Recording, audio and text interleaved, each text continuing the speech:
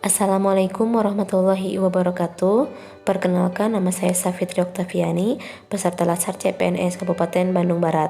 Di sini saya akan menjelaskan mengenai komitmen mutu. Apa itu komitmen mutu? Komitmen mutu dibagi ke dalam 4 aspek. Yang pertama, efektivitas, kedua, efisiensi, ketiga, inovasi, dan terakhir keempat yaitu mutu. Efektivitas menurut Richard Eldab yaitu sejauh mana organisasi dapat mencapai tujuan yang ditetapkan atau berhasil mencapai apapun yang coba dikerjakannya. Efektivitas organisasi berarti memberikan barang atau jasa yang dihargai oleh pelanggan. Sedangkan efisiensi menurut Richard Eldab dalam Tita Kamaria Kanita yaitu jumlah sumber daya yang digunakan untuk mencapai tujuan organisasional. Efisiensi organisasi ditentukan oleh berapa banyak bahan baku, uang, dan manusia yang dibutuhkan untuk menghasilkan jumlah keluaran tertentu. Berdasarkan pengertian yang telah disebutkan, dapat diambil kesimpulan bahwa tingkat efektivitas adalah ketercapaian target yang telah direncanakan, baik dilihat dari capaian jumlah maupun mutu hasil kerja, sehingga dapat memberikan kepuasan. Sedangkan tingkat efisiensi diukur dari penghematan biaya, waktu, tenaga, dan pikiran dalam menyelesaikan kegiatan. Adapun perilaku yang menunjukkan tidak efektif dan efisiennya pekerjaan seseorang, yaitu yang pertama korupsi, yang kedua terlambat masuk kerja, yang ketiga bolos di jam kerja.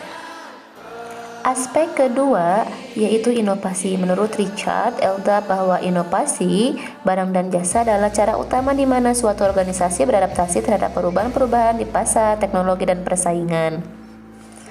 Berikut perubahan produk layanan komunikasi dari masa ke masa, yaitu ada kentongan, telepon, telegraf, koran, email, serta handphone. Aspek selanjutnya yaitu mutu atau kualitas. Menurut Edward Deming, mutu adalah apapun yang menjadi kebutuhan dan keinginan konsumen, sedangkan menurut Curran, mutu merupakan kesesuaian terhadap spesifikasi. Dapat disimpulkan bahwa mutu mencerminkan nilai keunggulan produk atau jasa yang diberikan kepada pelanggan atau customer. Berikut adalah aktualisasi nilai-nilai dasar komitmen mutu yang asalnya bekerja. 1. Orientasi kepada peraturan. 2. Cara kerja ABS, rutinitas dan asal-asalan. 3. Sikap pasif. 4. Cara kerja individualis dan ekosentris atau bekerja sendiri-sendiri dan berorientasi melayani pimpinan.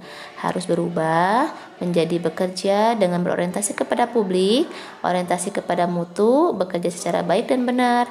4. Sikap dinamis, proaktif, dan inovatif. Dan terakhir, cara kerja tim kolektif sebagai suatu kesatuan proses untuk melayani masyarakat.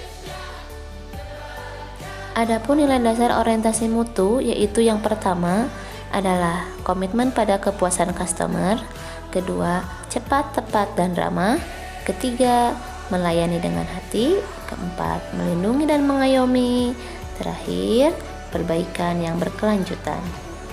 Dapat disimpulkan, kita sebagai ASN harus ingat kewajiban aparatur dalam memberikan layanan publik yang adil dan bermutu untuk membangun kepercayaan masyarakat. Sekian yang dapat saya sampaikan. Terima kasih. Wassalamualaikum warahmatullahi wabarakatuh.